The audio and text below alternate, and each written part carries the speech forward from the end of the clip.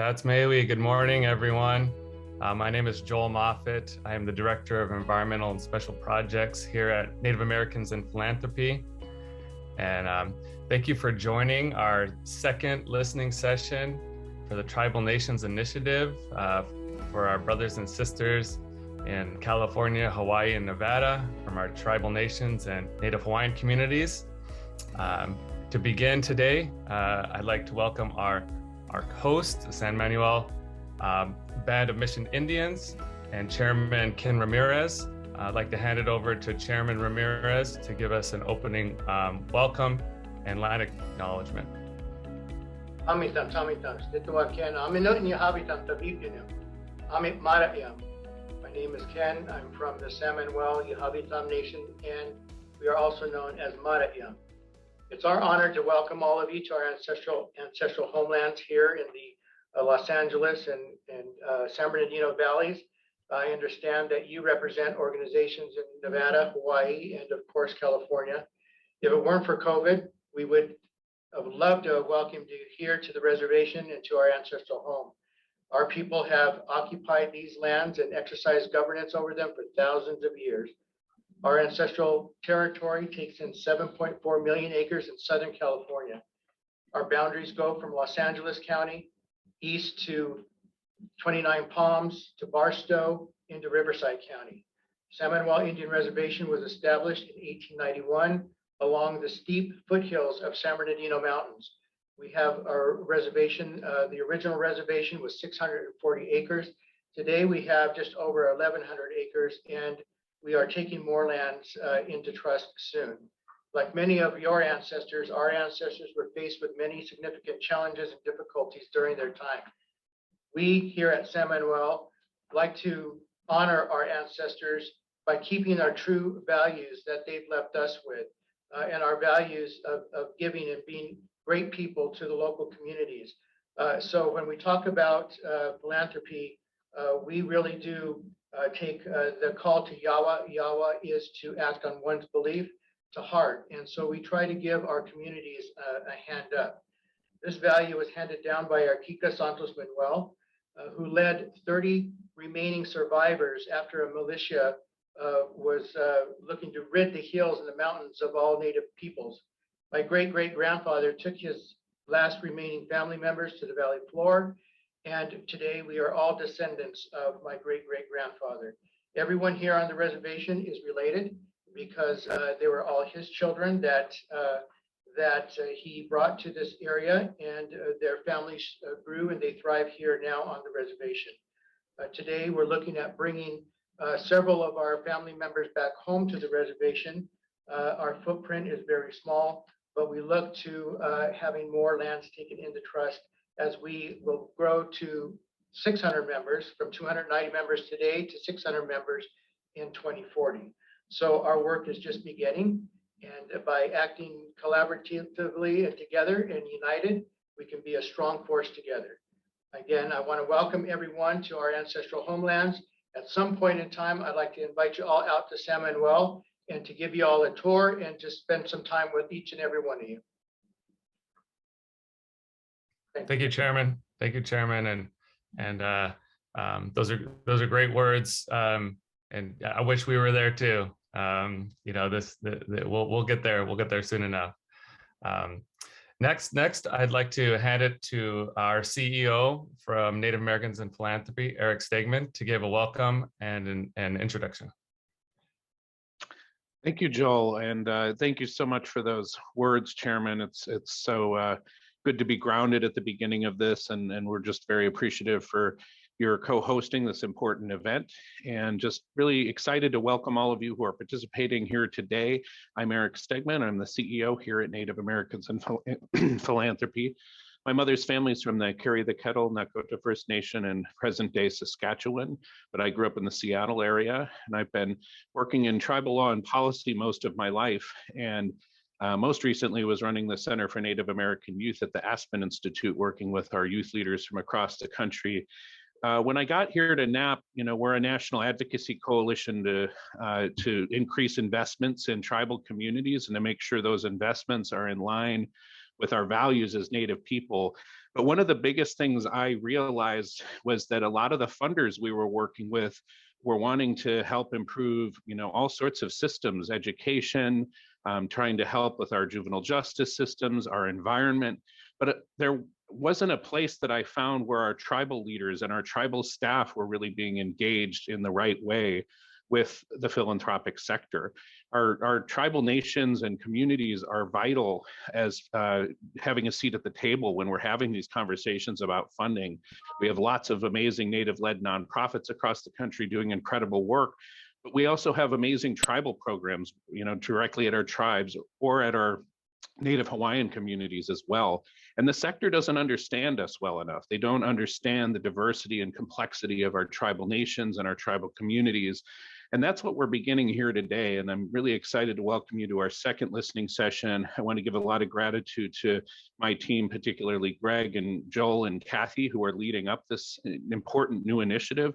And I think the last thing I'll say is I'm just really glad that when we started talking about how to start this initiative, the first thing we came to was that we need to go listen. We really need to spend a lot of time listening to all of you about how to shape this initiative to make sure it's something that's going to be valuable for our tribal nations and staff and our Native Hawaiian communities and Alaska Native communities. And so that's what we're here to do today. And we're just excited to be able to hear from you, and we'll be reporting this out, but I'm going to kick it over to our team to explain a little bit more about that. So I'll give it back to you, Joel. Welcome. Thank you. Thank you, Eric. A little bit more about myself. I'm a citizen of the Nez Perce tribe, and I've been with NAP for 4 months now. Prior to that, I was natural resources policy coordinator for tribes in the Northwest. I worked for an intertribal organization called AT&I, Affiliated Tribes of Northwest Indians. And prior to that, I served on my tribal council for 8 years in the roles of vice chair and treasurer. And as Eric stated, this is one of the first initiatives that we've really been rolling out here at NAP and connecting with our tribal nations and tribal communities. And it really goes to the heart of our mission and making sure that resources are getting to our tribal nations and are working on the important projects to help our communities. This listening session, we have a wonderful panel here, and I'll introduce them later on. But in addition to that, we are collecting data from all of you who are attending from your tribal communities and Native Hawaiian communities in order to understand what your priorities are back in your homelands. What relationships you have developed with the philanthropy sector. If there are any barriers in establishing those relationships, and how we can provide resources and technical assistance to help ensure that your projects and your funding programs are being maximized, and the resources are getting to the people and the projects that they're needed to. So we've had one listening session in the Pacific Northwest, where we had some great input from tribal nations and tribal nonprofits and community members. And this is the follow-up in California, Hawaii, and Nevada. So much gratitude to San Manuel for hosting. And I'll hand it over to our Vice President, Greg Mastin, to talk a little bit more about how we're going to quantify and gather that data on those questions I just mentioned from the tribes. Thank you, Joel. And I equate to all my friends and relatives out there. I'm so thankful that you could all join us today. So for those of you that don't know me, Nick now, Greg Mastin, I'm a member of the Yurok tribe. I'm also a descendant of the Hupa and Karuk peoples. And as Joel said, I'm Vice President of our Tribal Nations Engagement and Special Projects here at Native Americans in Philanthropy. And I'm releasing a very important survey right now. It should show up in the chat. So if you are Native American, Native Alaskan, or Native Hawaiian, or work for a tribal nation or Native Hawaiian Community Foundation, please take the time to fill out this survey. It is vitally important, and it should only take about 5 to maybe 10 minutes. I did it myself this morning. It took me about 3.5 minutes. So please start right now as I'm speaking. It won't hurt my feelings at all. And I'd rather you get it done right away so that way you can fully enjoy our guest speakers in about 10 minutes. And to clarify, this survey is only for our participants today that can speak to the needs of their Native community, because we're trying to quantify the needs of their community and their programs. So for those of you that are from the philanthropy sector, that's not directly linked to a tribal nation or Native Hawaiian community, we're grateful that you are here and welcome. And thank you for your interest, but you don't have to fill out this particular survey. So what's unique about today's session is that not only will you hear from some great speakers about their experiences, but you will also have the chance to answer the same questions and give input on the specific needs of your Native community. So this is why this survey is so important. We know that our Native communities are vastly underserved from the philanthropy sector.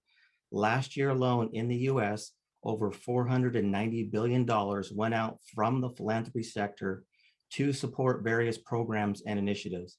Yet of that funding, less than 0.5% went to support our Native communities. So as we are advocating for more of that philanthropic funding to be shifted to support our Indigenous communities, it is vital to understand what the needs of our communities are. So this is why we need you to complete the survey. If you haven't started yet, as I've been talking, please click on it right now, click on the link in the chat and fill it out.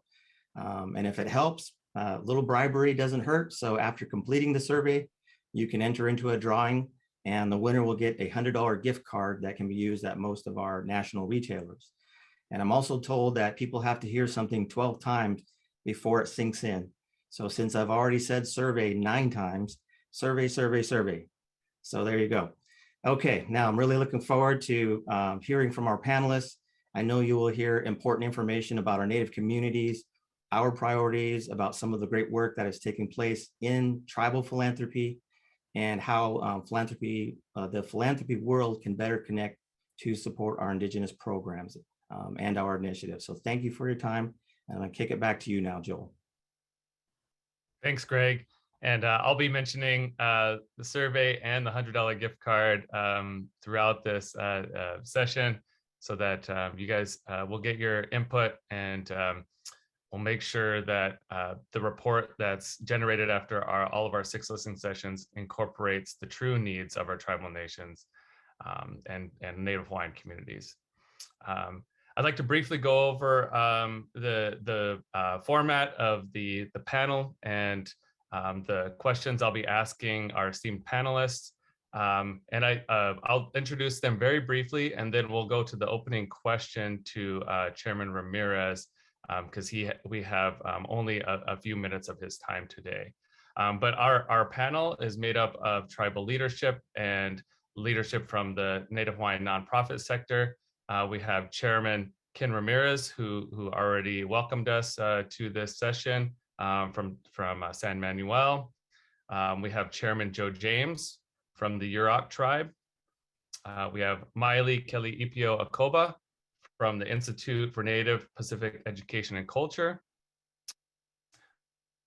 And we have two individuals from San Manuel, Alberto Jasso and Jacob Coyne.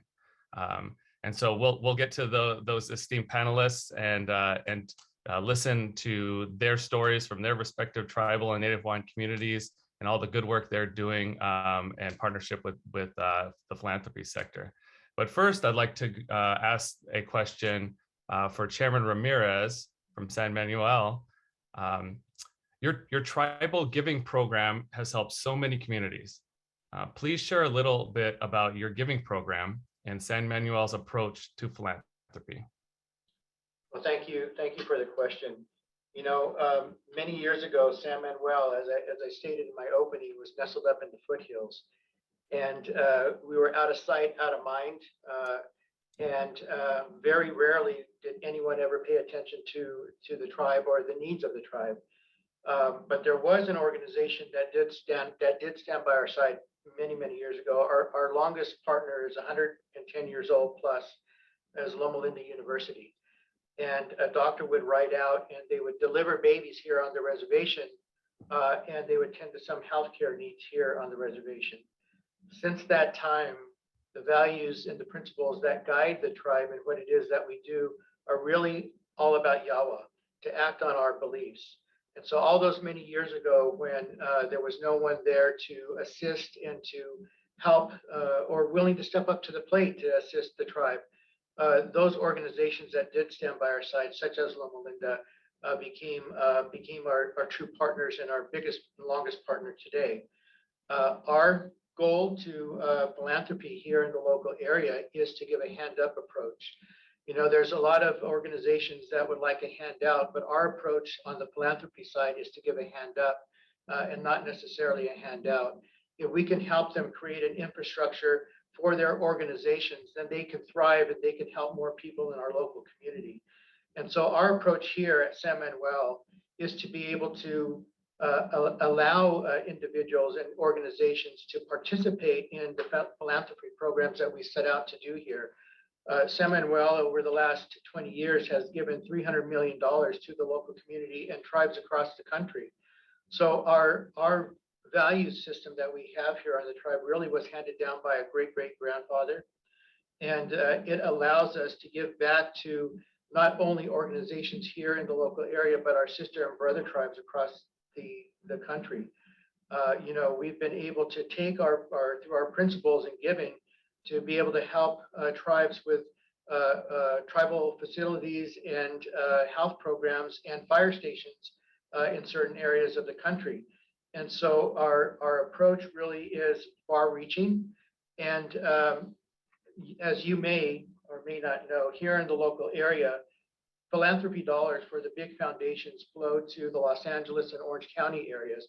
And we get pennies to the dollar here in the Inland Empire. So our approach is to help our own tribal communities here and in our ancestral homelands. So in my opening, I talked about 7.4 million acres of ancestral territory. While the reservation is only 1,100 acres, our ancestral territory is still ours, and we treat it as ours. We, you know, we want to make sure that we're good stewards for what goes on the land, and that those organizations within our homelands are giving a hand up in those locations. And so we really are big advocates for philanthropy in the local area across the 7.4 million acre ancestral territory that was once ours. And we treat it today as if it's still ours by being good stewards for what's going on in those areas and the programming that those areas give back to their communities. And so, you know, San Manuel has a whole team here of staff that will focus on philanthropy, and we go out and we do the applications and we do all the investigating and all the things that need to be done to ensure that 501c3s are up to par and that they're in good standing. But not only that, we want to make sure that that we build some teeth into the grant so that there are milestones and timelines that have to be met along the way. And I got to say that our team does an excellent job from the time that they get an application that comes in to the resources of fielding the applicants and the nature of the applicants and making sure the timelines and milestones are in place. But then we go out and audit just as well to make sure that everything is up to par. And so it's a program that we're very proud of. And I know that through philanthropy and the conversations that we're having today, the more that we can have these types of conversations and come together to collaborate in ways that are meaningful for all of our people, we can be our own best advocates for philanthropy and the programming and the dollars that come to Native country. And so with that, you know, I'm very proud of what it is that we do. And, you know, I look forward to working with all of you in the future on philanthropy and how we can move mountains in the future. Thank you, Chair. That is impressive. You know, that $300 million to the community and taking care of not just, like you said, the reservation, but the ancestral territory is something that I think a lot of tribal nations across this country do when we're talking about respect for your traditional homelands and not just the small boundary that we currently reside on. You know, that goes to also to the generosity, and you talked about it going back to our core values and what's true for ourselves and our ancestors. And so thank you for that. I also wanted to tell the attendees that if you have any questions, please post them in the chat. And if we have time, we'll get those to our panelists. We do have Chairman. I think you're with us for just a little bit longer. So I'd like to ask a follow-up question and maybe open it up to others as well. But how, so the 300 million you spoke of that giving to the local communities, is that all from tribal hard dollars, or is any of that regifting from the philanthropy sector? No, all of that is from the tribe itself. It's all of the dollars that come in through our enterprises. And so, you know, there are certain things that we need to do with our with the monies that come in from our from the casino and profits. So much of that has to go back out, but it is all hard dollars from the tribe that go back out to the communities. Wonderful, wonderful. Do you have a foundation then, a tribal philanthropic foundation at San Manuel? We don't have a foundation as of yet, but we have a philanthropy department that focuses around all the foundations that we do work with. And so the work that our staff does fields all the applicants that come in to ensure that their 501(c)(3)s are up to date and that there are no issues with them. Excellent, excellent. Could you tell us a little bit more about, you mentioned a major partner, and I think it was in the educational field. Was it a university you mentioned? Yes, so Loma Linda University. It's a healthcare university here in the local area, and it's been here for well over 100 years. They are our oldest partner. One of the gifts that we gave to Loma Linda University this past 2 years was for their maternity pavilion. And it was a gift of $25 million to the maternity pavilion because of the gift that they gave us, the gift of life in many cases, by giving birth to the children here on the reservation. For us, it's a natural fit. And the maternity pavilion, it was our way of giving back for the doctor that came out here 100 years ago and was delivering babies here. So it was just a perfect fit. And the maternity pavilion is where life begins. And so that's how we treated it. And that's how we treat our partnership. Life begins with birth at the maternity pavilion. Wow, wow, that's quite a gift and quite a relationship that you have that goes back many generations, and many babies that have come from that hospital and that university, and the connection made and the giving back is really heartfelt, and it really shows an example of the tribes and our connections with our communities, and non-tribal and tribal. And so that's extremely impressive. And thank you, Chairman. Thank you for your time. Thank you for your welcome. Thank you for your words. And thank you for hosting and allowing your staff to stay on and help participate in the rest of the program. Thank you. It's been an honor to talk with all of you, and I hope that we can collaborate more in the future with philanthropy and where we're moving in the way of philanthropy and giving. Thank you. Thank you. Next we have Chairman Joe James from the Yurok Tribe. I'd like to provide you an opportunity to introduce yourself before answering the question. Chairman? Yeah, thank you, Joel. Before I get started, I just want to say thank you for Chairman Rares for hosting it. That's what we do, is we travel along the Indian country. So take that moment, acknowledge them, and thank you for hosting the event. My name's Joe James, Yurok Tribal Chairman. We are located up here in Northern California on the beautiful Klamath River. We're located in 2 counties, Delnort and Humboldt County. We have a tribal population of about 6,400 tribal citizens. And again, We live around the beautiful redwoods. We're salmon people, we're river people, we're traditional people, we're basket makers, canoe carvers, and again, we live next to the beautiful river near the ocean. And again, thank you for that, Joel. Thank you, Chairman, for joining us. Appreciate it. The first question goes to you. We know tribes often rely on federal and/or tribal funds to support their programs and services. Does philanthropy play a role in supporting your tribal nation's programs and initiatives? How have you engaged philanthropy, and what, if any, barriers have you experienced? Thank you. Yurok Tribe is a little over a 90% grant-funded tribe. Again, thank you for the question. We appreciate the opportunity to share my vision, our principles, and story of how the Yurok Tribe understands that the trends in nation building, infrastructure, and tribal portfolios should include philanthropy, not only as a grant seeker, but serving leadership roles, asserting tribal sovereignty with the assistance of the philanthropy world. We have been engaged in the philanthropy with the great work that we're here doing at the Yurok Tribe, our Yurok courts, our wellness, our human services. We have used it for land acquisitions. We use it for dam removal.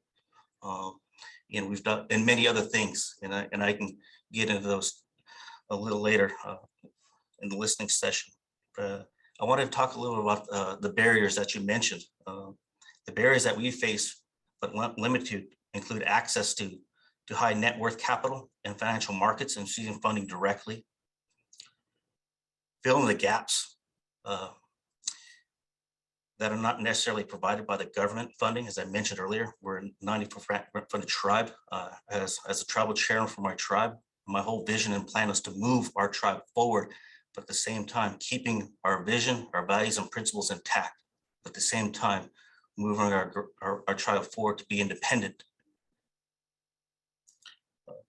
Many times funders have limited experience working with tribal governments and entities regarding funding opportunities ranging from agreements, options of receiving funding, and reporting requirements. At the Yurok Tribe, we've been able to work closely with our allies and partners, ensuring that the timing, working with our fiscal department and staff to receive funding upfront and meeting the objectives that reflect the purpose, objectives of work product. Again, we're also a solution, we love solutions, in order to achieve these barriers, we work closely with our funders to communicate effectively before, during, and following the initiatives. Though we do work with other organizations and allies to receive the pass-through dollars, we prefer to receive these fundings directly.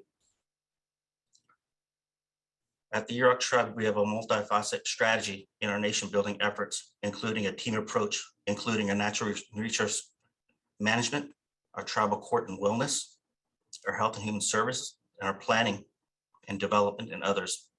It is essential for funders to listen to tribes such as Yurok that include these unique strategies that are not just benefit for one purpose, but includes the connection to the land, is connected to our health, is connected to our cultural lifeways of who we are as people, indigenous people, and connected to the betterment of not only Yurok, but the region. We have learned that when our funders are open to the solution-based approaches that we have in place that provide monies to empower, to have both short and long-term conditions, and then the initiatives are very effective. We advise that tribes work with other and Native Americans in philanthropy to develop these business approaches and opportunities not only to participate in markets, but purchase supply chains that benefit tribal communities and regions and economies. We can provide our contacts and our staff that work on these initiatives that truly provide the results in the cooperation with the Yurok Tribe and other tribes in the philanthropy world. Joel, thank you. Appreciate it, Chairman. Thank you for that answer. And we have a couple questions in the chat.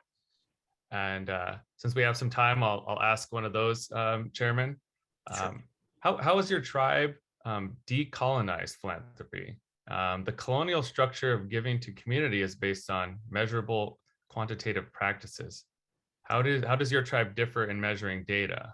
And they say data is more than numbers. It's art, music, elder stories, etc. It's telling the story of the program or project. Yeah, and Joel, I think the comment there is telling the story. Each tribe has their own story of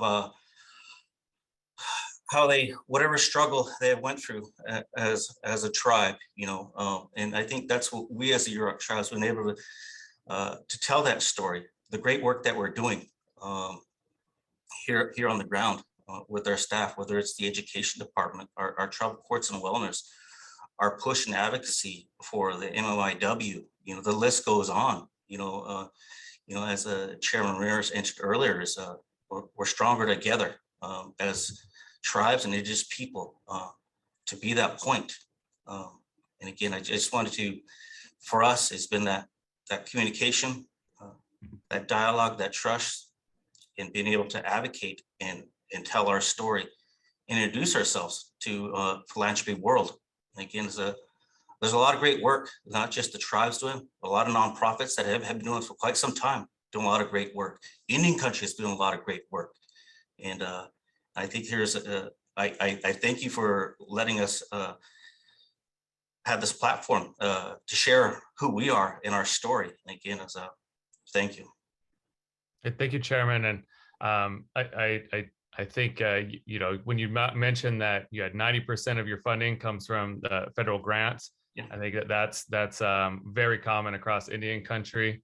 And as our CEO, Eric Stegman, and our Vice President, Greg Mastin, mentioned that philanthropy needs to step up. It's another resource for funding our programs and our projects that we really haven't taken advantage of, but the relationships also have not been built between philanthropy and tribes, and it's a two-way street. And so NAP has been engaged in educating these foundations and telling the stories of tribal nations, and going to the point of the question about decolonizing and coming from a tribal perspective and not from a European perspective. Yeah.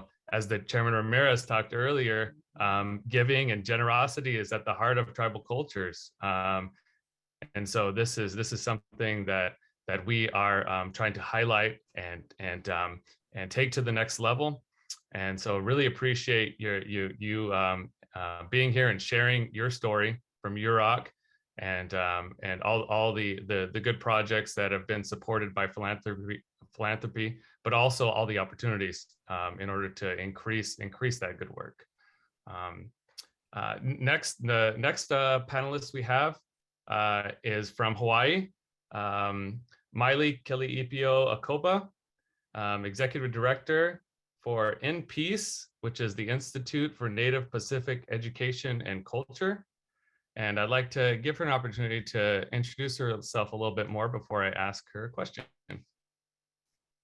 Alo, velina mai kako o maile ko ui noa no ma'ili mai au ma wai'anai I ka pai aina o Hawaii. Thank you for making space for me to participate in this forum and to be able to represent the Hawaiian community. I am Maile Keli'ipio Akoba. I work for In Peace, and I'm also here as a representative of the Elu collaboration, which is a collaboration of 3 nonprofit Native Hawaiian focused organizations that work together to address early childhood education for Native Hawaiians. Well, thank you, Maile. The question I'd like to ask you is, you do amazing work to support your Native Hawaiian community. Please briefly share your programs with us, and does philanthropy play a role in supporting your programs and initiatives? How have you engaged philanthropy, and what, if any, barriers have you experienced? So In Peace provides programming particularly to Native Hawaiians, and within our mission statement also, we also very unapologetically kind of say that our mission is to improve the quality of life for Native Hawaiians through partnerships and through collaborations that help to promote education and self-sufficiency. And we do that primarily by focusing on communities with high Native Hawaiian populations. But in those communities, we serve everybody who comes to our door, because it's our belief that in order to elevate our Native Hawaiian populations, we need to elevate everybody who's around them. So we don't withhold services from anybody, even though strategically we are focused on Native Hawaiians. We provide services in 3 primary impact areas. Our first one is early learning, where we have family-child interactive learning preschools, and parents are required to attend those preschools so that we can focus on the parent in a lot of ways to help them to gain skills and build the capacity to be able to support their child in their education. We also provide home visiting services to parents with children prenatal to 3 years old, so that we can help to educate parents on the importance of child development and brain development early on in life and how to support that.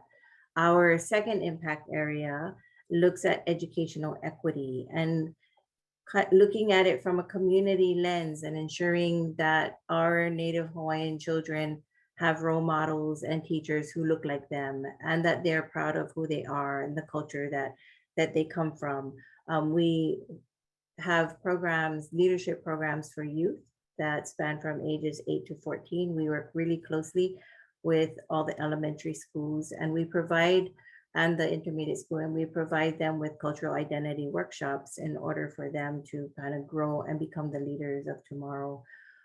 We are really heavily focused on our Grow Your Own Teacher programs, where we recruit individuals from the community to become teachers in their own community, primarily non-traditional students that go back to school, because that's in that way we can help to strengthen the education system and make sure that our teachers stay in the community.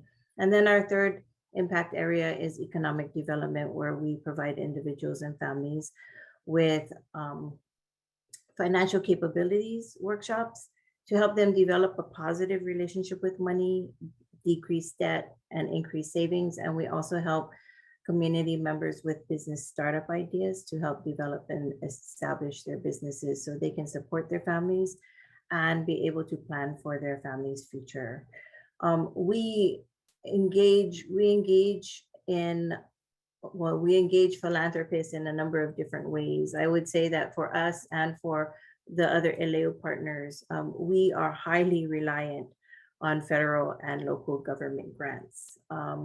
About 97% of our budget is grant funded. Part of that is philanthropy grants, but the majority of it is really federal and local grants. For the role that we feel that philanthropy plays in our organizations is that the grants that we get from federal governments and even local governments oftentimes don't provide enough funds for the operational expenses. And so the philanthropy funds really play a big role in helping us to bridge that gap so that our operational expenses and our overall expenses can help to meet the needs of the program. In philanthropy, also, what we find is it provides us the latitude for innovation, and it also provides us with the resources that we need for match requirements to other funding. So for a lot of those grant funds that we rely on, we can't even access them without those additional match fundings. And so the funds that we are able to get from philanthropy are really, really important. The ways in which we engage with philanthropy is different though. For locally, as a Native Hawaiian organization in Native Hawaiian communities, it's really important for us to establish relationships. So for the philanthropists that are local and in the state of Hawaii, there's a comfort level. I can pick up the phone and I can call them and I can talk through some of the issues that we might be having with the grants that they have. We're able to share a meal. We can meet in person, sit down, share a meal, which goes a long way to building relationships. And we're able to invite them to our events, and we become more visible to them on a daily basis because they may see little glimpses of us throughout the community. The national relationship is a bit harder for us, especially because we're geographically disconnected from the continent. We are supported by a number of foundations and have been supported over the course of the years. The initial interaction tends to be more professional and businesslike. The visits in between aren't as often as we would hope that they would be. And the opportunity then decreases for our ability to host them and to build relationships, and again, to share a meal, which is really important. The inability to engage on that bigger level oftentimes ends up in the one-time donation, and then we kind of lose touch. So they'll come in, provide us with funds, and then we kind of lose traction there because we haven't been successful in establishing deeper relationships that help them to understand what we're really doing. The only way they see us is through the mid-year and annual reports, which we would love to provide more, but don't often have the opportunity to do so. In the early days, an example of a national relationship that really was significant for InPeace and helped InPeace to really get established and get our legs under us was a relationship that we had with Kellogg Foundation. The Castle Foundation was actually very instrumental in helping to bring that relationship to Hawaii. And Valerie Johnson, who was at the time the head of the Native American programs there, was key to helping kind of look at our programs and creating the relationships. That relationship was a little bit more active. She would come often, Val came often and visited us. She really understood our program. She had personal relationships with our staff, even to our line staff. And that relationship resulted in some really good work that happened, not just for InPeace, but throughout the state. But since she's left, some of those relationships have kind of gone away. And it's that thing about the lack of that relationship building or the ability to do that, then we lose contact, and then we don't have access to them very well. So I would say that is one of the primary barriers. Some of the other barriers that come into play is that the Native Hawaiian organizations tend to be smaller organizations. We tend to have smaller staff. The ability and the time to build the expertise and the know-how of how we engage with philanthropists, how we tell our stories, how we make sure that our line staff also are equipped to tell the stories in the right way. That has been sometimes difficult for us because we don't typically have the resources to have big fundraising staff. So for our organization, have one staff that does all the grants and the fundraising and the donors and the events creation, but that's one staff person. And so for us, the resources to be able to do that is very difficult. I think that another thing is our visibility, because we're off on our islands in the middle of the ocean, very separated from the geographic location of the continent. It's not easy for us to travel to meet with foundations, and our visibility is sometimes not really there. And our cultural upbringing, I think, sometimes has conditioned us to be more humble than we should be. And so we're not really skilled in telling the fabulous stories of ourselves. We know them and we see them in the community, but to be able to tell them and to be able to communicate how important the work is that we do, it is sometimes very difficult to do. And so I think those are for us, the primary barriers is this time and the space to be able to nurture those relationships and be able to effectively communicate our needs.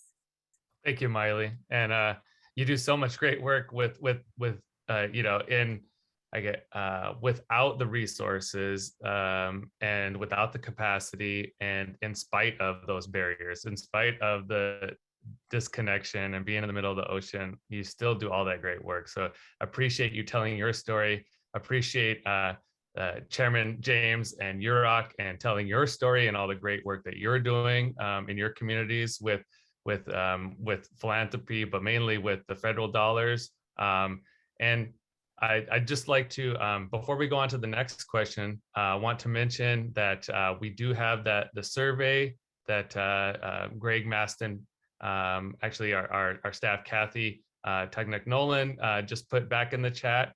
And we really need the input to answer those questions on behalf of your tribe or your tribal nonprofit, to really inform us at NAP to understand the true needs and priorities of your tribal communities and Native Hawaiian communities, so we can make those connections with the philanthropy sector and direct those resources and dollars to those particular needs and areas to do the good work that we were just talking about with Miley and Chairman James.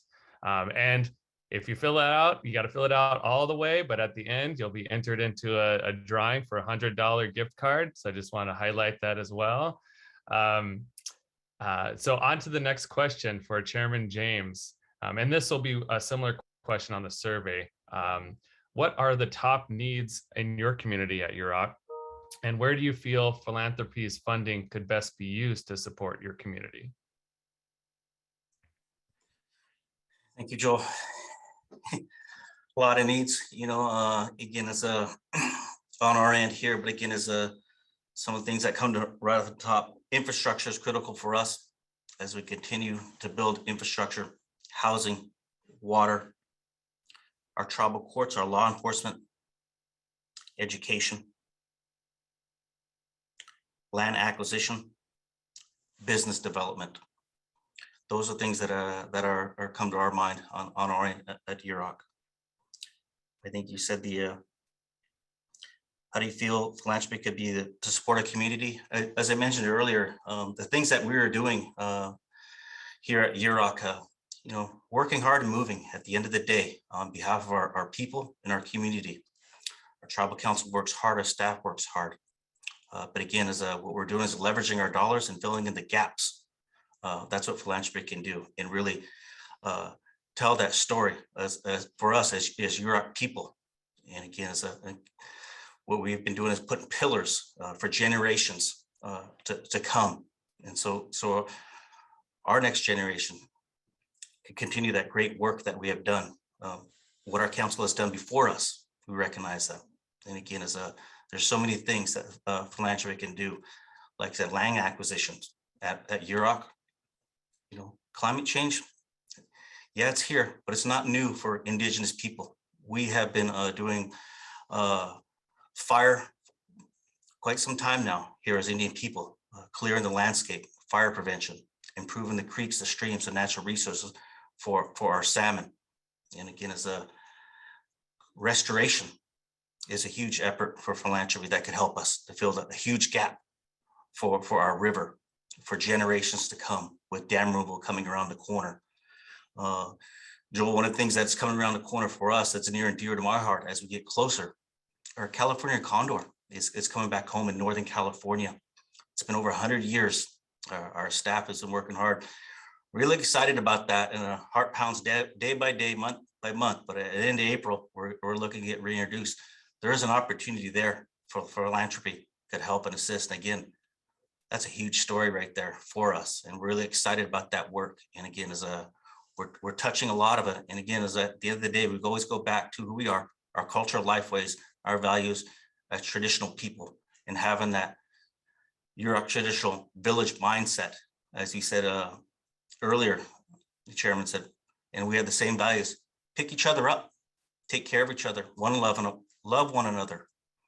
Those are things that were taught to us as people, And again, it's those things that are good, who we are, and we're going to continue that with that work you were doing at Europe. But again, thank you, Joel.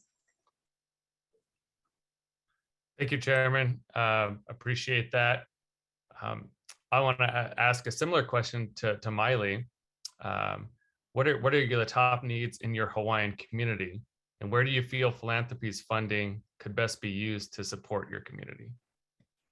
So we have a number of needs that kind of float to the top. The first one I would say would be building and supporting Native leaders, so that we can start to solve or continue to solve our own local issues. Native Hawaiians are leaving the state at a higher rate than any other ethnic group. And it's all due to economic conditions. And so many of us are disconnected from our land and from our cultural practices. So developing leaders from within our community and supporting them to be successful is really important. And understanding that we do have many of our own issues, many of them unique from others elsewhere in the world, and that we are able to solve them ourselves through our indigenous knowledge and approaches, but we need support to be able to grow the leaders and able to be to do that. Growing role models that look like us, that have the same cultural backgrounds as us, that share our values and understand our struggles, both current and generationally, but Native leaders who are solidly actually grounded in their cultural foundations and educated in the ways of today's society are the ways that we can help to move our people forward. Also, another really big need is the reduction of historical trauma and the strengthening of poverty reducing infrastructure. So educational systems, that 20% of Native Hawaiian kids are not graduating on time. And the Native Hawaiian children continue to score at the bottom of the achievement levels for the entire state. We need more housing options that are affordable for our folks and that provide for multi-generational supports, because many Native Hawaiian families still live in multi-generational families. And the family economic development, the family financial capabilities and the services that are necessary to reduce debt and to increase savings and help with healthy money management is really important. And then the third one that I would mention would be food systems transformation. We're highly at risk living on the most deserted, it's the most isolated island in the world. And we're right now, highly reliant on food sources from the outside. So going back to developing food sources and sustainability and working the land and protecting our waters to ensure that we have clean water, it continues to get more and more important, especially as more and more people come and settle on our islands. Where do I think philanthropy dollars would be best used to support the community? Social impact investments, to realize the understanding that the investment in our social impacts is just as important as the investment in economic impacts, to invest in our organizational infrastructure, resources that sustain the overall systems and allow for capacity building of supports and operational expenses that don't necessarily ask us to do one more program. Oftentimes the funds come at us kind of with guidelines that say, we want you to do a new innovative program in this area. And it takes away from the expertise that we've built in some programming areas and forces us to shift to a new area that we now have to figure out again and learn and build expertise in order to be able to sustain our funding. For us, the unrestricted funds is the most important place that I think philanthropy dollars would really help to support our community. Thank you, Miley.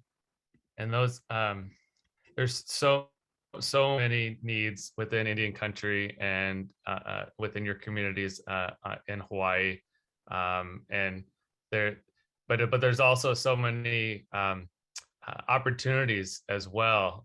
We've been historically underfunded from the federal government, state governments for forever, and now is a prime opportunity for philanthropy to step up and really help fill those gaps, but not let the federal government off the hook, but to help achieve what we need to do for our community, our members, our lands, our waters. And it's really exciting to hear some of the developments in Yurok to help bring back salmon populations, restoring rivers, and bringing back condor populations, bringing back these species and these ecosystems to the way that they once were. And really exciting work and great opportunities for philanthropy to partner with our tribes, with Yurok and with Native Hawaiian organizations to achieve that. One question before we move on to our team from San Manuel came from philanthropy in the chat, and it says, I understand there is a lot of mistrust. What can we do, meaning I think the philanthropy sector, to work past the mistrust to fund the great work that is being done in the communities? And I'll hand it over to Miley first and then to Chairman James. I think I would go back to the relationship building, really understanding what it is that we're doing, what the needs of our community is, and being a true partner and trusting us to do the work that we've been doing, and not to use the word in the negative, but not micromanaging in many ways the work that we do, but just trusting us to do the right things for the community needs. Thanks, Miley. Chairman James, how can we rebuild that trust with philanthropy? A little bit like Miley mentioned is the trust. Also, my brief experience on it is just the lack of experience, working with tribes, how to work directly with tribes, whether it's agreements, process, contracts, funding. And I think that all, like Miley said, it fleshes itself out, having that meeting in person, having that dialogue, having that discussion, introducing yourself, telling the work that you're doing, that you have been working on for many years, and not just the effect for the tribe that's doing it for myself as Yurok. What is the domino effect in the community approach that it's also helping and assisting? And again, and so that would be my comments there, Joel. Thank you, Chairman. And this is where NAP steps in. We provide that role of, like I said, educating the foundations, the philanthropy sector, on what are tribal nations, what are indigenous communities, some of the political and legal histories and positions of tribes, and where these, and then we're gathering we're listening to you, we're gathering all these stories to provide to them what the needs and priorities are of Indian country and Native Hawaiian communities. So we are filling that role, and we're also connecting these foundations to tribes and making sure, fostering these relationships and making sure that tribes have the right technical and tools and resources in order to build those relationships and rebuild that trust. So thank you for your telling your story, Miley and Chairman James. Really appreciate it. Now, before we move on to our San Manuel team, just like to remind everybody, check the chat. The link for the survey is in the chat. You'll be answering some of the questions I just asked our two esteemed panelists so we can better understand the needs and priorities of your individual tribal or Native Hawaiian communities. And again, if you fill it out, you'll be entered to win a $100 gift card. So little incentive there. Next, I'd like to introduce or ask them to introduce themselves a little bit further. From San Manuel Band of Mission Indians, we have Alberto Jasso and Jacob Coyne. And I'll hand it over to Alberto first to introduce himself. Thank you, Joe. good morning or good morning or good afternoon, depending wherever you're at. Whether it's Nevada, California, or Hawaii. I wanted to start off by introducing myself. My name is Alberto Hasso. I'm the manager of strategic philanthropy with the San Manuel Band of Mission Indians. I've been working for the tribe for over 4 years already. I pretty much help oversee the day-to-day operations with the tribes, all of their strategic philanthropy efforts here at the tribe's Aboriginal ancestral lands, across Indian country, and some of the different areas of funding in which the tribe has decided to earmark a lot of those resources. So I think throughout the conversation, I'll get to share a little bit more about myself, but truly an honor to be with you all today. Jake? Hey, hello everyone. I'm Jacob Coyne. I serve as the executive advisor to Chairman Ken Ramirez here at San Manuel. I've been here for going on 18 years now, and it's one of my primary roles in my early years here was overseeing the philanthropy department and work that the tribe was engaged in. It's come a long ways over the last 16 years or so that I've become intimately familiar with the tribe's work and philanthropy, and I tell the story all the time about how in those early days, a tribal citizen would be out in the community and going to church meetings maybe, or school meetings, or coming to watching Little League baseball or some other thing involving their kids, and they would inevitably run into parents of other children who are not from San Manuel. And they'd start talking about community projects. Maybe a Little League group needs new uniforms or bases for the ball field and the like. And they would take these notes down on the back of an envelope or a napkin and turn it into us on Monday morning and say, "Here's an application for funding." So whatever was written on the back of that napkin would become a funding application in those early days.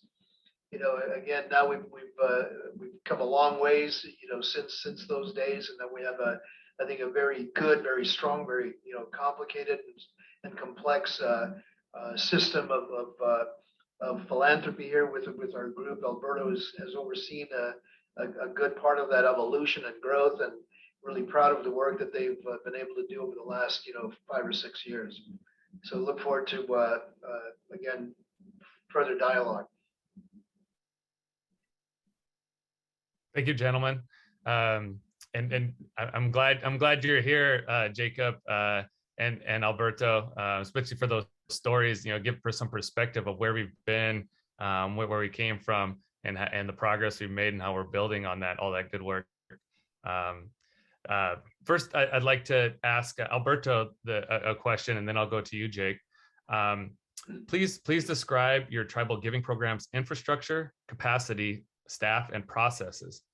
What priority areas do you fund? How are awardees chosen? And can you share an example of a project you funded at San Manuel? Yeah, most definitely. Thank you, Joel. So here at San Manuel, we have a full-on department, which is our strategic philanthropy department. We have a team of 6, including myself. That includes 3 program officers and a program associate, operations specialist, and myself as helping lead the department. Our capacity every year, we operate our traditional grant cycle, which is now currently open from February 1st to April 30th. Every year we review between 200 to 250 requests just on our grant cycle. That definitely requires a lot of time and a lot of due diligence on our side. And our team is really trained to work with our nonprofit partners, with educational institutions, health partners, kind of how the chairman was mentioned, and also working with other tribes such as Europe. I know we had the chance to work with Chairman James on a few different things as well. So our team is really equipped to kind of work with nonprofits and a number of different entities. And I think one of the things that's really unique about our work here at San Manuel is that we understand some of the different challenges that Indian country faces. As the chairman kind of mentioned, it's definitely something that has evolved.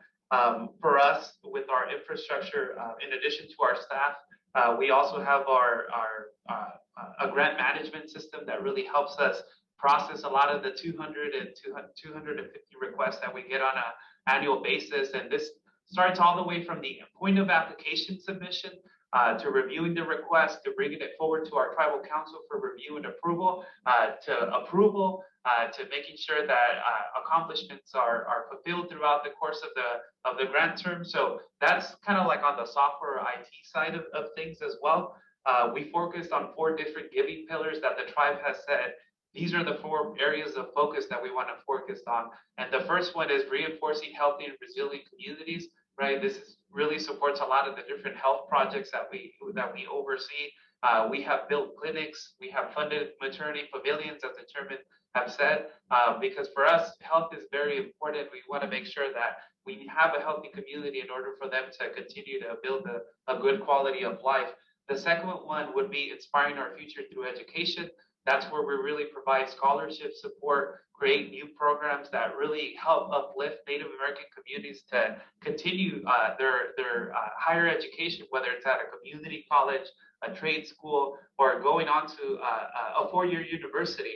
I think one program that the tribe is really proud of is our partnership with UNLV to really help them help Native American community students participate in learning more about tribal gaming, also the law side of it. And that's definitely been it was a $9 million grant that the tribe awarded, but that really kind of speaks to some of the work that we want to do. Is we want to partner with the best hospitality program in the nation and bring forward our sister tribes and other tribes so they can come participate and learn in these types of programs.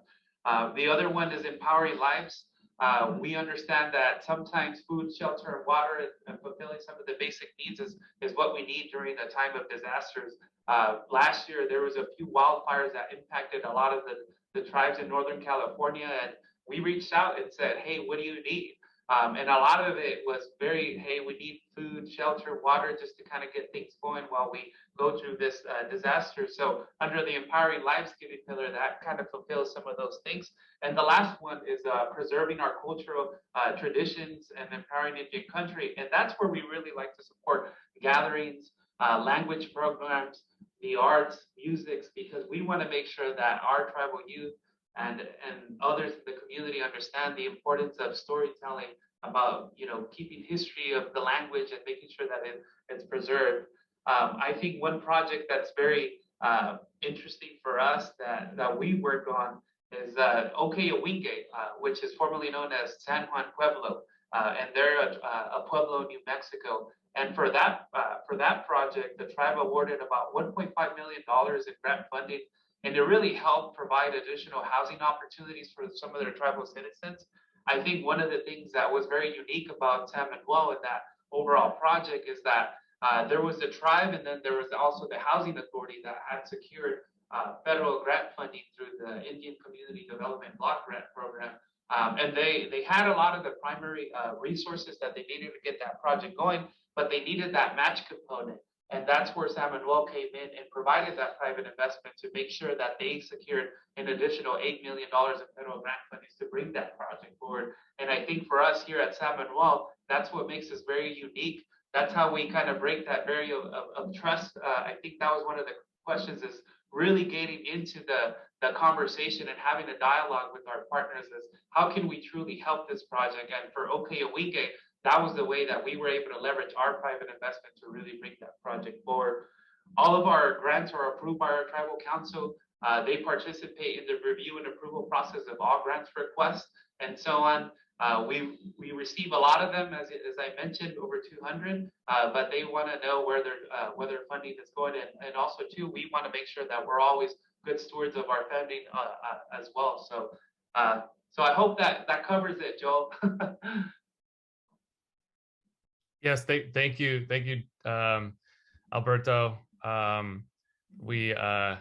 You mentioned the great partnership between tribes as well, giving from tribes to tribe, and I could just see Joe Garcia smiling when you were talking about that project with Okeyawinge and the housing project that'll help so many of his people there. That's really commendable and appreciate, and that happens all over Indian country too. The tribe to tribe partnerships and giving, and we want to be able to expand that and increase that opportunities in partnering with non-tribal philanthropy. So thank you for sharing that. Next question, the final question we have for Jacob is what do you see is needed to support and elevate tribal philanthropy, and what could NAP provide to support tribal philanthropy? Yeah, thank you, Joel. If I might, I'd like to offer a couple of thoughts first on a question that you posed to earlier, and that is about, I think, strengthening relationships between, in this case, Native nonprofits and maybe funders. I think that was kind of the nature of that question.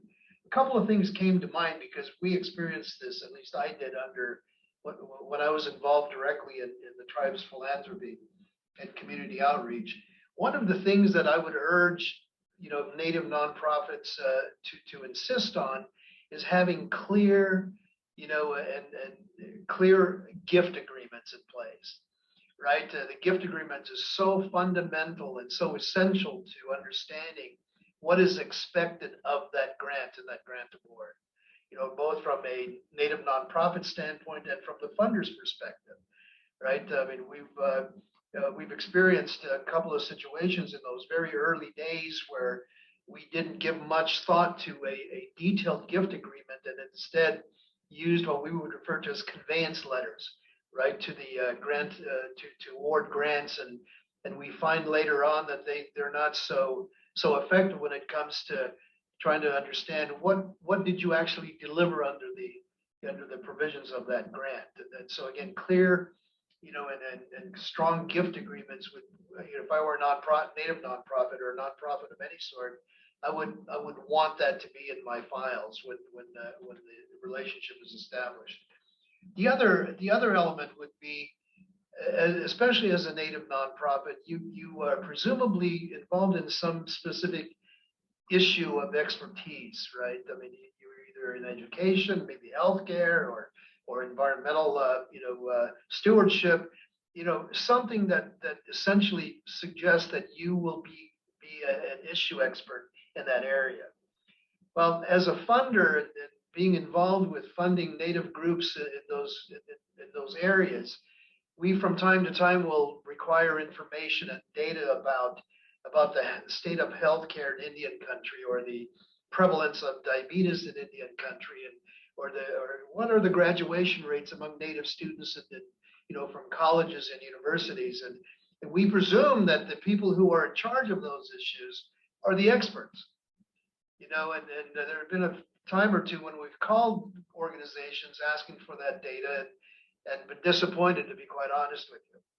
And so while you're again providing these wonderful services to your service clients under the terms of that grant, maybe take some time, in addition to building capacity and managing these grants and managing your organizations, take some time to develop issue or expertise in different issue areas, and the areas that you are established to respond and cater to.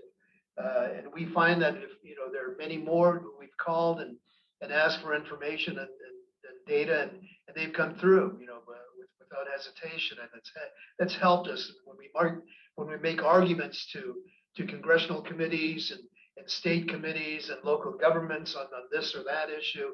We need to be able to rely on our partnerships in the nonprofit sector to be able to again make persuasive arguments when we're advocating for policy or advocating some other issues that we care about. So I'll offer that as a couple of thoughts to that question. Now, what can NAP do to help elevate the state of affairs within Native nonprofits?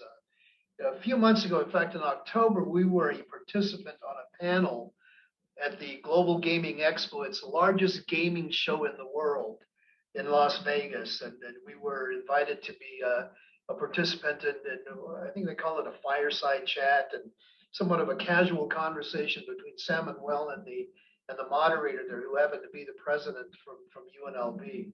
And one of the questions they posed to us was, if I'm a prospective vendor, a supplier of goods or services, and want to sell to your property, to your tribe, what do you look for in this prospect? And the tribe's response was, whatever whatever you're selling, whatever you're offering in terms of a product or a service, we are probably buying it. So the successful vendor, the successful supplier who's going to close the deal is always going to bring their A game. And I think that's probably a good message for Native nonprofits to when you're approaching these foundations, when you're approaching San Manuel, when you're approaching any other funder, bring your A game. Take some time to research that organization that you're going to ask for funding assistance from. Understand what they're all about, what kind of goals and objectives they have for the funds that they award, right? Because every funder, regardless of size, is always going to have a goal or an objective for awarding those funds. And the best kind of a relationship is going to be one where you get the Native nonprofit, in this case, gets to meet the needs of their service constituents, while at the same time satisfying the goals and objective of that funding prospect or that funder prospect. So we have to, I think, become better, in terms of how we compete in this nonprofit world. These numbers are significant. The $490 billion being awarded, from foundations that Greg mentioned, well, less than half of 1% going to Indian country or Native nonprofits. Those numbers are just not acceptable, today. So what do we need to do to step up our presence in that world? I think one of the things, there's some things that are really our responsibility from a Native standpoint, and the responsibility from a funder standpoint. I think NAP is doing some wonderful work approaching these foundations and maybe teaching them a little bit more about Indian country, about Native nonprofits, about the conditions out in our tribal communities. And then nonprofits, on the other hand, will need to maybe do a little bit more in terms of researching these prospects, and understanding who they are and what they stand for and the kinds of projects they fund, and do that with us. I mean, here at San Manuel, we invite you to do a deep dive study of San Manuel, what we stand for, what our program offers, what we do, and what we support. And we've done that in a few cases of late. And one of the it's true that the UNLV relationship that Alberto mentioned just a few minutes ago is one of those relationships where we have some great expectations from that. Let me digress for just 2 seconds. We've done some wonderful things with Indian gaming in this country, generated significant revenues. It's a $35 billion industry today across the U.S. A lot of money being generated with Indian gaming, and we've created jobs where no jobs were created before. We've supported education, awarded scholarships, taken care of our elders, enhanced health care for our people. A lot of things that we've done that are very, very, very good. But there's one area where we've not done so well, and that is there's out of the more than 500 tribal gaming facilities around the U.S., you can probably count on one hand the numbers of those facilities that have Native people in general manager positions, in high-level executive positions, right? And so the idea behind this, partnership with UNLV is to create a curriculum of study, a degree program, if you will, where Native students, Native people can come and learn how to be experts and, take on executive roles in hospitality, in gaming, and all of the things that are doing so well in Indian country today, right? And then so, we want to be able to advocate for relationships like that, and because we stand to gain a lot of benefits from that from Indian country. 35 years now since the Indian Gaming Regulatory Act was enacted. 35 years that we've lost by not having Native people prepared, educated, experienced, and ready to take on general manager positions within these tribal properties. So San Manuel, here at San Manuel, the tribal leaders thought that it's time.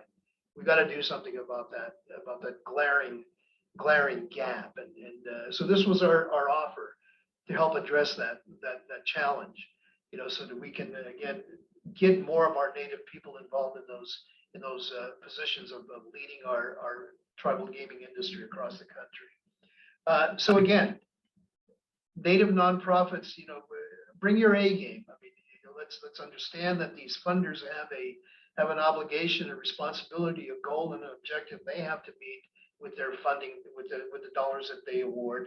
And then the funders, on the other hand, be open to offers from NAP and others who want to educate you about Indian country, about Native nonprofits, and the kind of work that's possible out in Indian country that will benefit again the rest of the country. If we've demonstrated anything with our tribal gaming activities, it is that the benefits of our gaming activities extend far beyond the reservation boundaries, right? Not just in philanthropy, but the jobs. 7,000 jobs have been created here at San Manuel, and all of these jobs are being held by our non-native neighbors from counties beyond our own here in Highland. And so again, the benefits continue to accrue. We buy more good. We buy tens of millions of dollars worth of lobster every single month. Somebody's got to provide that, right? We buy playing cards. We buy slot machines. We buy napkins. We buy anything and everything that you can possibly see in a gaming facility. Somebody has to provide that, and people are knocking on our doors every single day for the opportunity to provide those services and those products. Again, encourage, and we love and support our Native nonprofit sector. We want to do more. We can do more, especially from San Manuel's side, and I hope we get a chance to strike a real relationship, a real partnership with Native Americans in philanthropy to do just that. Thank you. Thank you, Jacob, and thank you, Alberto. Very, very key insight on a lot of these questions, and thank you for sharing your story and all the good work and partnerships you're doing in your communities, but also across the country that benefits other tribes to make the new leadership, Native leadership in business, but also in government that you're helping to create at UNLV and other institutions. And also thank you to our other panelists, Chairman Ramirez from San Manuel, Chairman James from Yurok Tribe, Miley, Kaliipio Okoba from NPeace. Thank you so much for all your insight and sharing your story and sharing your input and perspectives on this issue, how we're going to expand and build these relationships between philanthropy and tribes and Native communities, and how to get more of these resources, get more of that $400 billion to our tribal communities and Native Hawaiian communities. Thank you. With that being said, I'd like to hand it over to Greg Mastin to close us out, and I'll pass it off to you, Greg. Thank you so much, Joel, and great job today. Thank you for moderating. Today was really amazing. Thank you all for your amazing input and insights. Thank you to San Manuel for being such a wonderful partner in hosting this session today. And I hope that this was helpful and informative for all of you that took the time to attend today's session. As you've heard, there's many needs that could benefit from the philanthropy sector, and investing in our communities is so important. And there's also great work that's happening through our tribal giving programs, such as San Manuel. So I truly believe that through more awareness, more collaboration, and of course funding, that we can support and improve the lives of our Indigenous peoples. So this is why Native Americans in Philanthropy has developed our Tribal Nations Initiative. We understand there are large gaps between our tribal nations and Native communities and the philanthropy sector, and we want to see improved connections and collaborations between those two worlds. We often talk about equity and inclusion and how social justice reflects on us all. And at NAP, we are advocating for stronger partnerships for the first people of this nation. And ultimately, we want to move that funding dial from that 0.5%, which, by the way, it's not even technically 0.5%, it's like 0.003, but we want to move that to 1%. What about 2%? What about 5% or even 10%? Think of that, what that could mean for our communities. So today's session is just the start. These listening sessions are so we can create more awareness, so we can better quantify the needs of our communities and we can shed more light on the great work that's happening in tribal philanthropy. We're conducting these listening sessions across the nation, and when we are done, we will release a report that will inform the needs of our Native communities, what their priorities are, how philanthropy can best support their programs and their initiatives.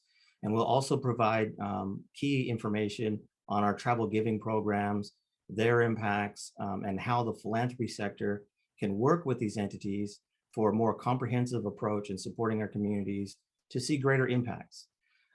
Additionally, the listening sessions will inform us on what systems of support that we can develop through our Tribal Nations initiative here at Native Americans in Philanthropy to truly support your communities in their philanthropic engagement. So things like technical support that Joel mentioned earlier, formats to meet funders, intertribal collaborations, research and targeted initiatives. These are all areas that we are working on right now to support your development and growth in tribal philanthropy. So to this point, we have already started a new intertribal collaborative group called the Tribal Philanthropy Coalition. So this group of tribal grant makers and grant seekers meet monthly. The next meeting is actually coming up in a few days on March the 4th. So this is a community of practice where we can support each other, we can learn from each other, and develop strategies to elevate tribal philanthropy. So for more information on that, please contact Kathy. She's our Tribal Nations Initiative Program Manager, and she'll be putting her email in the chat here. And that way she can add you to our TPC emailing list. We also have other focus groups that meet on specialized topics. So if you're interested in youth engagement, early childhood education, climate and conservation work, or Native professionals in philanthropy, please contact us and we can link you to the appropriate collaborative group. And I have a few more exciting announcements for you all. Number one, please mark your calendars for our biannual conference, Power in Solidarity. So that will take place on June 26th through the 29th in Seattle, Washington. And this will be an amazing conference. It's in partnership with NAP and APIP. And the link will also be provided here in the chat. Or you can go to our website at nativephilanthropy.org. And also, hot off the press, we're releasing it right now. You are all the first people to see this. We have a new report that's called Indigenous Philanthropic Professionals Report. So the link will also be provided for you here in the chat. And here you'll find amazing information about representation of Indigenous people working in philanthropy. So a really incredible report. You'll see some great data in there. So I hope you all get a chance to take a look at that. And lastly, I wanted to share with you all some great funding news. One of our core partners, Native Voices Rising, this is the Native-led organization that we help raise funding for, recently awarded out over $2 million to 88 different tribal organizations to support their communities. And we're in the works of another major project with them that we'll be announcing at our conference. So look forward to that. And in addition, we're constantly working with foundations out there that want to support our Native communities. And just to be clear, we ourselves, we're not a regranting organization, but we are informing and advocating with these foundations to prioritize Native communities in their giving portfolios. So for example, we just had one foundation, they've now committed to $1 million to support Native communities. There's another one that's committing to $3.5 million. And there's another group that this funding group, they're looking at potentially hundreds of millions of dollars. And this particular initiative could support tribes in their land back projects. So there's lots of opportunities out there. And by the way, I wanted to also give a special announcement. Congratulations to Miley at INPE. So Miley, one of our moderators today, their organization just received an award from Mackenzie Scott for $5 million. So that is amazing to support their work. So that's incredible. Congratulations, Miley. And this shows you all why engaging philanthropy is so important. Everybody wants the big $1 million award or the $5 million award, but you do have to engage and you have to be out there and you have to share your story. And as Jacob said too, you have to be prepared. So you got to do your homework. And we at NAP, we're here to help you. So I look forward to continue discussions with you all on this great work. And we have, I know we're just about at time here, but if you can hang on for a few more minutes, we have a special treat for you all. I'm really honored that Chairman James from the Yurok tribe, my chairman, he's going to close us off with a traditional song. So I'm going to switch it over now to Chairman James, and he's going to sing us a wonderful song. Thank you all so much. Thank you there, Mr. Mastin. As I mentioned a little earlier, talking about our condor that hits home to us. That's our high prayer dances that we have here at home that are coming up this year. And again, as we move forward here at Tribe with the cultural center, looking for that. And again, that's what I enjoyed the dialogue today. Joel and Knapp, thank you for allowing me to be part of the panel. Much respect for everybody on the panel and for listen today. But let's close with a high dance song for Yurok in balance.